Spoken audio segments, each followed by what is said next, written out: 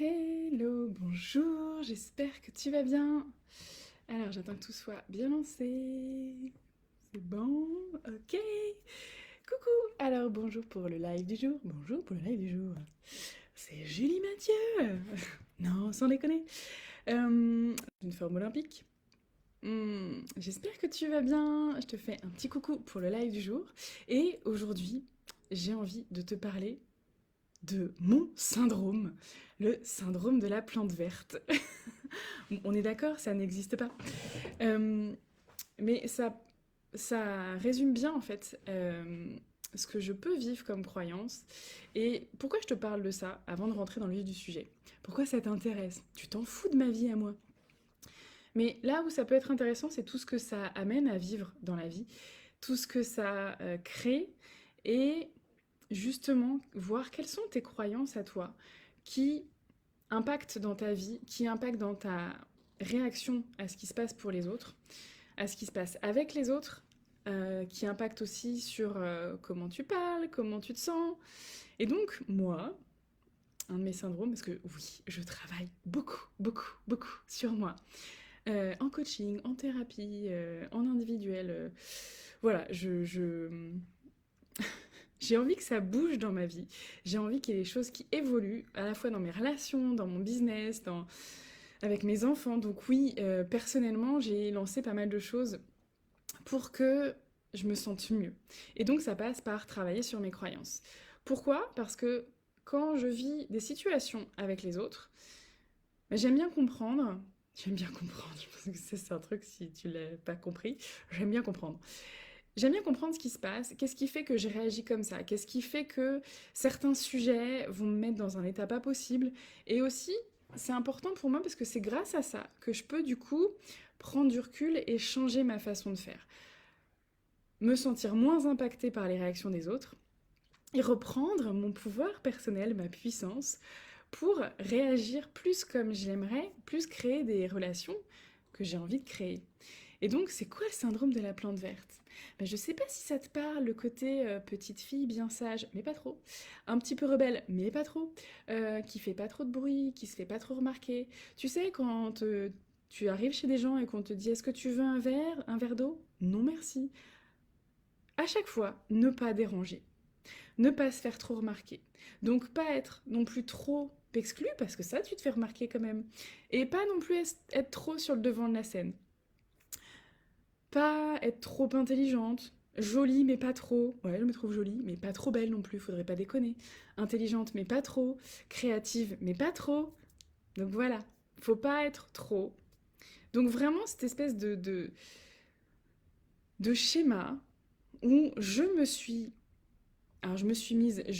adaptée comme ça à ma situation familiale et à la place qu'on m'a laissée dans ma vie étant petite.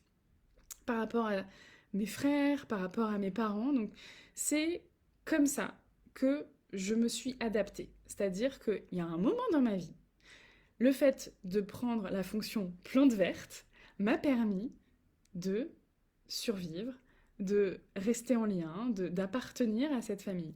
Évidemment, en grandissant, ça devient un petit peu relou. Parce qu'il y a un moment où je sens bien qu'il y a quelque chose en moi qui a envie de s'exprimer et qui a envie d'arrêter de se cacher derrière sa plante verte. Parce qu'en fait, la plante verte, c'est pas moi. La plante verte, c'est cette espèce de masque, cette espèce de rôle que je joue. Et que je joue dans plein d'endroits de ma vie.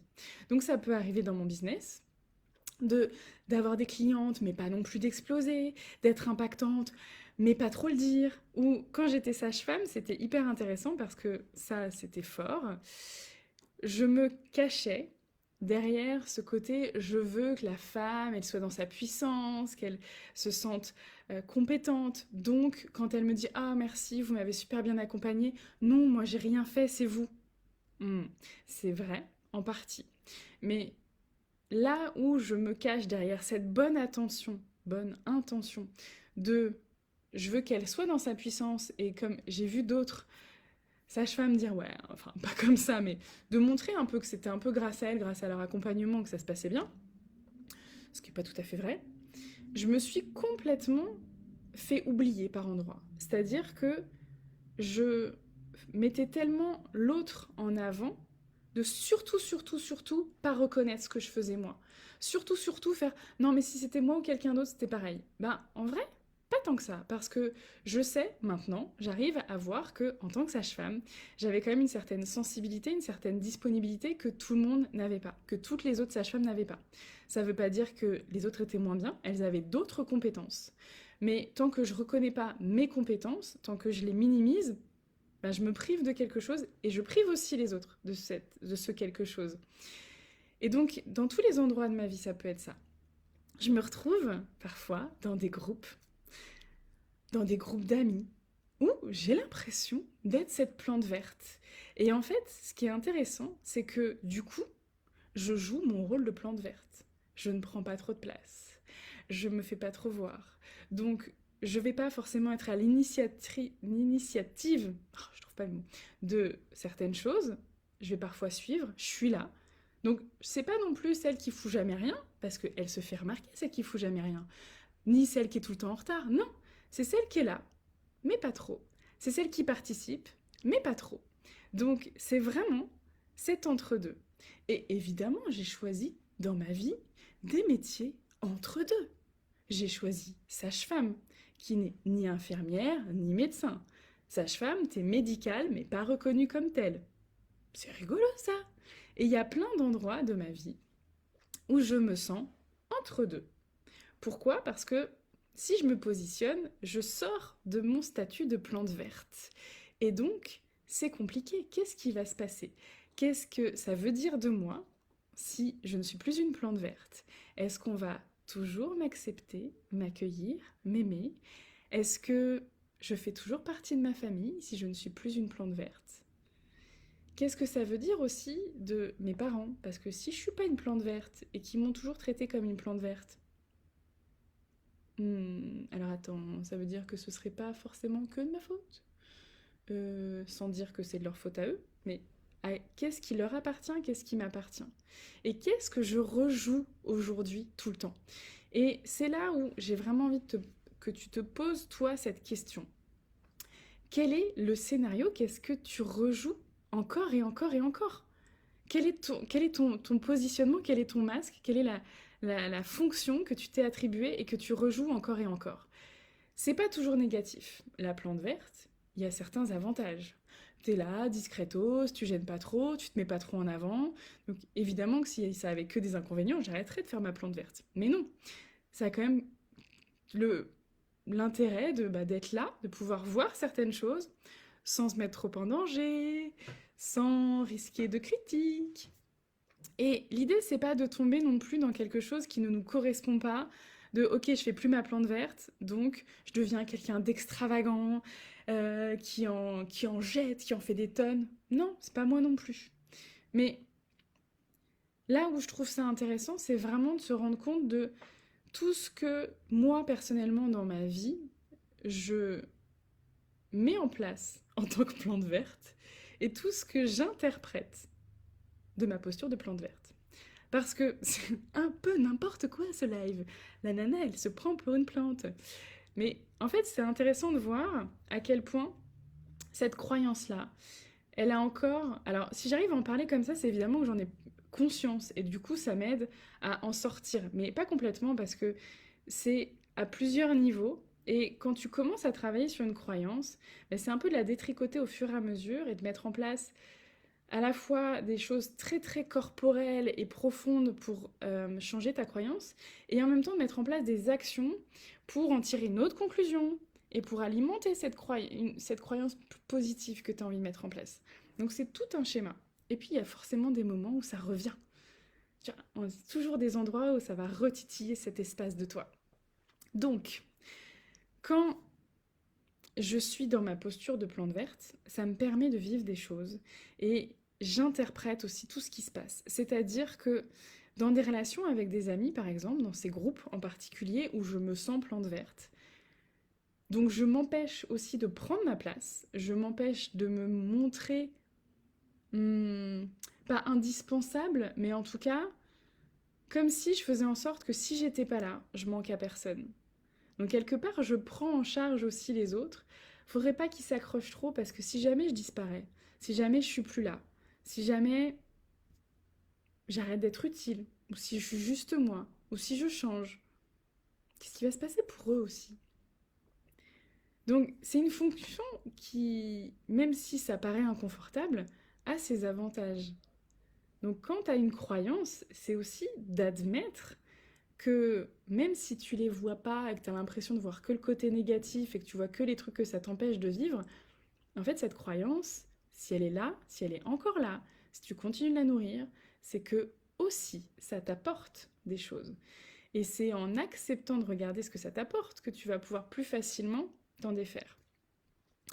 Donc, je sélectionne aussi, dans ce qui se passe dans mes interactions, ce que je prends, ce que je prends pas. Par exemple, quand mes amis me trouvent, ça parlera à certains de mes amis qui verront ce live, quand certaines de mes amies me disent que si, je suis hyper importante au sein du groupe, que j'ai ma fonction, que tout ça, qu'elles m'adorent, ben moi je prends pas en fait, je l'entends pas. Non, c'est pas possible, je me bouche les oreilles. Et en fait, on fait ça dans plein d'endroits de notre vie. Plein d'endroits de notre vie où on est tellement dans nos scénarios, nos mécanismes, nos certitudes absolues que on n'est pas assez bien, qu'on n'est pas assez intéressante, qu'on n'est pas assez ci, ça, que on ne prendra pas tous les éléments qui pourraient contredire ça. Alors après, tu peux dire que c'est ton ego, tu peux dire que c'est ton enfant intérieur, ce que tu veux. Mais il y a quand même une part de toi qui a une résistance énorme là-dessus qui dit non, hors de question, je ne veux pas entendre ça. Moi, ce matin, j'étais avec ma psy qui me disait qu'elle m'aimait. Alors là, je sens l'émotion qui monte. Parce que pour moi, encore à l'heure actuelle, c'est difficile d'accepter ça. Parce que moi, quand ma psy, elle me dit qu'elle m'aime, alors on n'est pas dans un truc chelou, hein, pas de panique, mais il y a une vraie relation. Moi, je sais que je le dis souvent, mes clientes, je les aime, je les adore, enfin vraiment. Et même des nanas qui ne sont pas mes clientes, soit celles, les filles, vous vous reconnaîtrez, qui voient les lives à chaque fois, qui me mettent des petits commentaires, qui m'envoient des messages, je les aime vraiment parce que ça me touche. Et pour moi, dans une certaine mesure, elles font partie de ma vie, même si c'est des relations virtuelles, ça n'en enlève pas l'importance que ça a pour moi. Moi, j'adore mes clientes, j'adore, enfin vraiment. Et donc, je pourrais sentir que ma thérapeute, elle a une certaine forme d'amour pour moi. Mais quand elle me le dit, il y a un espèce de truc de «Ah, non, c'est pas possible. C'est pas possible parce que si j'accepte de recevoir l'amour de ma thérapeute, oh putain, c'est chelou ce que je dis.